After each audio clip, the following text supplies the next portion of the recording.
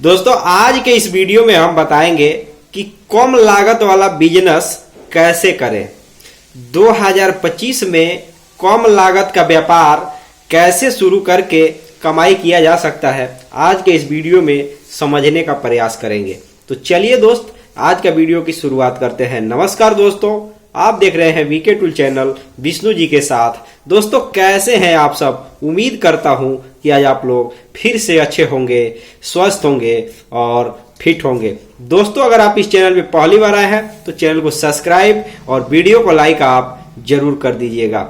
यदि आप किसी बिजनेस, व्यवसाय, व्यापार या स्वरोजगार से अन्य किसी भी प्रकार के तरीके से जुड़े हुए व्यक्ति हैं, अगर आप गांव में रहते हैं, गांव से व्यापार शुरू करना चाहते हैं या गांव से रिलेटेड जानकारी चाहते हैं जिससे कुछ पैसे कमाया जा सके, तो अगर आपके मन में कोई सवाल है तो इस वीडियो के कमेंट बॉक्स में जा करके जो भी सवाल है अपना बिना किसी संकोच का पूछ सकते हैं। हम उसका उत्तर देने का पूरा प्रयास करेंगे। लेकिन दोस्तों जो आज का टॉपिक है कि कम लागत का बिजनेस कैसे शुरू किया जा सकता है, तो दोस्तों अगर कम लागत की अगर हम बात कर रहे हैं तो आप ये मत समझ लीजिएगा कि कोई 200 और 400 रुपये में कोई बिजनेस शुरू हो सकता है। 200 और 400 का कोई जमाना नहीं है दोस्तों। अगर बिजनेस को शुरू करना है तो कम से कम मिनिमम प्राइस आपके पास 10,000 रुपया होना चाहिए। 10,000 रुपया से ऊपर में ही किसी भी छोटे से छोटे व्यापार को शुरू किया जा सकता है। जैसे कि अगर आपको एक छोटा सा व्यापार, अगर चना भूजा बेचना है, समझ रहे हैं ना, चटनी डाल करके बेचना है, तो भी दोस्तों उसमें अगर बिल्कुल साधारण तरीके से अगर आप उस व्यवसाय को शुरू करेंगे तो भी आपको उसमें सामग्री खरीदने के लिए कम से कम 2, 4, 5,000 रुपए की आवश्यकता पड़ेगी। अगर एक जगह बैठ करके वो व्यापार करते हैं, जैसे चना भूजा चटनी का जो व्यापार है, चटनी मिला करके चना भूजा बेचने का, दोस्तों अगर एक जगह बैठ करके करते हैं तो अगर बाजार का एरिया है, जैसे मार्केट एरिया है, तो दोस्तों वहां चलने का चांस है। फिर भी जमीन पे तो बैठ करके उस व्यापार को आप करेंगे नहीं, जाहिर सी बात है। उस या तो अगर कोई साइकिल है जिसपे अच्छे तरीके से बनवाए हैं, या ठेला के जरिए ही उस व्यापार को लोग करते हैं। हम जो देखे हैं वही बात बता रहे हैं। तो दोस्तों मेरे कहने का मतलब यह है कि अगर चना भूजा भी अगर आप बेच रहे हैं चटनी मसाला डाल करके, तो भी दोस्तों उसको अच्छे तरीके से व्यापार को शुरू करने के लिए ठेला की आवश्यकता पड़ेगी। अन्य जैसे अगर ठेला नहीं बनाना है तो साइकिल, चाहे पुराना या नया साइकिल पे सेट, जैसे आपने देखा होगा कि साइकिल पे ही दुकान लोग शुरू कर देते हैं, जो साइकिल का पीछे का बैक साइड जो होता है उसी के ऊपर अच्छे तरीके से बना करके सारा सामान रखते हैं, आराम से बेचते हैं। तो दोस्तों इन तरीकों से भी लोग इसका व्यापार करते हैं। मेरे दिमाग में ये छोटा सा व्यापार आया, ठीक उसी तरीके से एक छोटा सा व्यापार जैसे पापड़ तल के बेचने का व्यापार है। इसको कोई मजाक में नहीं लेगा। देखिए दोस्तों, अगर सही कहा जाए तो पापड़ तल के बेचने का जो व्यापार है वह भी कोई घाटे वाला व्यापार नहीं है, समझ रहे हैं ना। आपको उसमें सीधा सीधा भाषा में समझे, जहां पे रॉ मटेरियल मिल रहा है, किराने की दुकान में जहां पे थोक में मिलता है, वहां से आपको खरीदना है पापड़, घर पे तलना है और बेच देना है। ये भी व्यापार दोस्तों अगर साइकिल है तो अभी आप शुरू कर सकते हैं।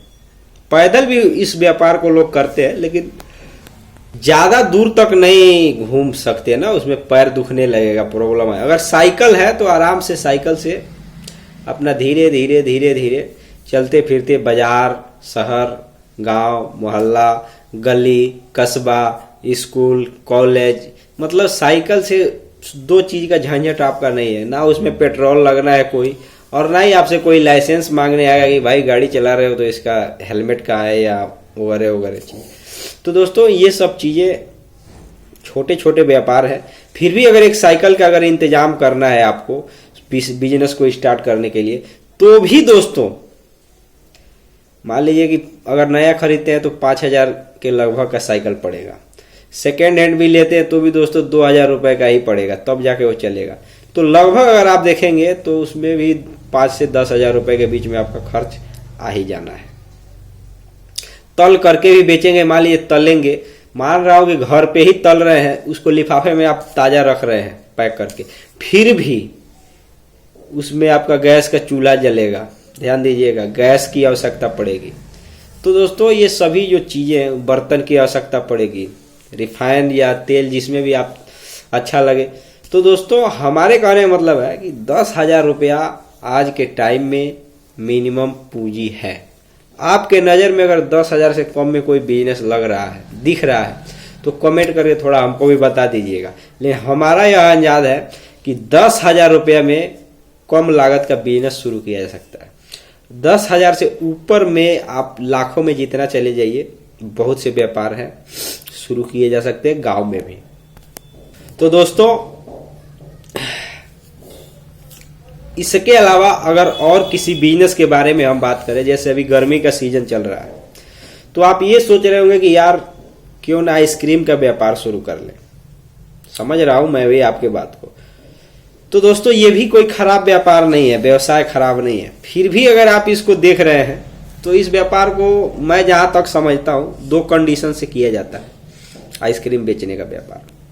अगर आप एक बिल्कुल साधारण व्यक्ति हैं, आपको कुछ रुपया नहीं लगाना है, केवल आप मेहनत कर रहे हैं, आप सोच रहे हैं कि शाम को मुझे 500 रुपया आराम से मिले, तो आइसक्रीम का जो व्यापार है, आप जिस भी एरिया में जाएंगे देखेंगे तो कहीं ना कहीं वहाँ बनने वाला, जहाँ पे आइसक्रीम तैयार होता है, वहाँ कोई ना कोई अच्छा खासा गोदाम होगा ही होगा।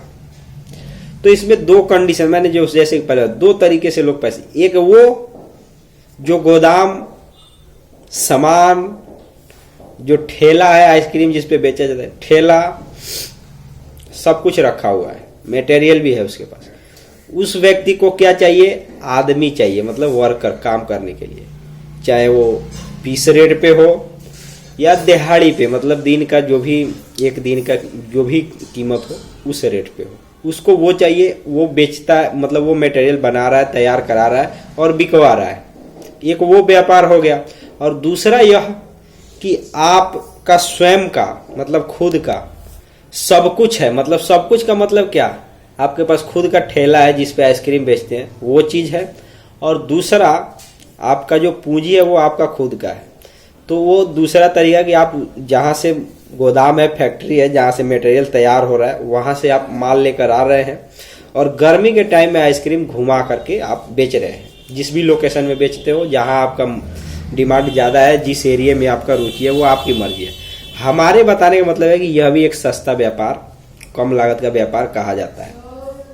कि जैसे सैकड़ा, मतलब देहाती भाषा में कहा जाता है, सैकड़ा से आपको खरीदना होता है, ठीक है, बर्फ आइसक्रीम, और उसको अब जितना रुपया मिले, और अगर जो बेचते हैं, हमने बेचा नहीं है, लेकिन मतलब जो आकलन किए हैं उसके बारे में, जो बेचते हैं वो बताते हैं अगर 2 रुपये में वहाँ से खरीदारी पड़ता है तो यहाँ आराम से 5 रुपये में बेच देते हैं। वहाँ से जो खरीदारी 1 रुपये का पड़ता है, यहाँ आराम से 2-3 रुपये में बेच देते हैं। समझ रहे हैं ना बात को? ये गाँव की बात बता रहा हूँ। अगर यही चीज़ शहर में देखें तो 10 रुपये, 5 रुपये का तो कुछ है ही नहीं, 10 रुपये से नीचे कुछ मिलना ही नहीं। समझ रहे हैं ना? तो इस तरीके से व्यापार ये भी चलता है। लेकिन हम लोग गांव में रहते हैं तो गांव से जुड़े बारे में, तो 5 रुपये का आइसक्रीम ज़्यादा बिकता है गांव में। समझ रहे हैं ना? तो इस तरीके से ये कहा जा सकता है कि इसमें भी डबल कमाई हो सकती है आइसक्रीम के व्यापार में। क्योंकि दोस्तों ये जो व्यापार है इसमें थोड़ा रिस्क भी होता है। मान लीजिए अगर सुबह से शाम तक नहीं बिका, कहा जाता है, तो वो थोड़ा पिघलने लगता है। तो समय पर, टाइम पर थोड़ा कम ही मार्जिन लेकर लोग बेच देते हैं। तो दोस्तों आप देख लीजिएगा कि आपके एरिया में भी, जैसे मान लीजिए हमारे एरिया में जो चीज़ है छोटे छोटे कम पूंजी के लागत में, वो चीज़ मैंने बताया। लेकिन अगर आपके एरिया में भी लग रहा है कि ये व्यापार मेरे यहाँ अच्छा है, तो आप अपने एरिया के हिसाब से भी व्यापार कर सकते हैं। लेकिन मेरा यह मानना है, लगभग जहाँ तक मैं देख रहा हूँ, कि 10,000 से नीचे में लगभग व्यापार करना मुश्किल है, चाहे छोटा से छोटा व्यापार क्यों ना हो। 10,000 रुपया तो कम से कम होना ही चाहिए। तो दोस्तों आज के इस वीडियो में बस इतना ही। फिर मिलेंगे नए वीडियो में और फिर से किसी नए बिजनेस, नए टॉपिक पे बात करने का प्रयास किया जाएगा, चर्चा किया जाएगा। और आपको भी अगर कोई आइडिया है, कुछ बात अगर आपको इसमें सवाल के रूप में आ रहा है जो मैंने वीडियो बनाया, तो इस वीडियो को कमेंट बॉक्स में जाकर जरूर पूछ लीजिएगा। और अगर आपके यहाँ भी अगर अलग कोई प्रकार का व्यापार है तो उसके बारे में कमेंट करके जरूर बताइएगा। हम फिर मिलेंगे नए वीडियो के साथ। आज के लिए इतना।